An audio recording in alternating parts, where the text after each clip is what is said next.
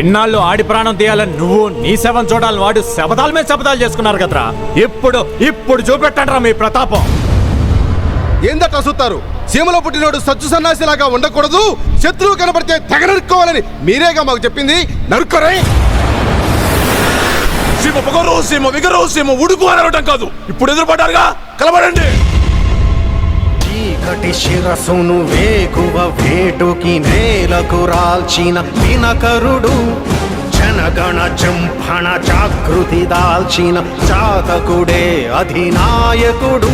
రుధిరాశ్రువు చోరణ ధోరణితో కదిలొచ్చెను వెల్లువలా, కసి కక్షల కత్తుల వంతెనపై శివమెత్తగా వచ్చెను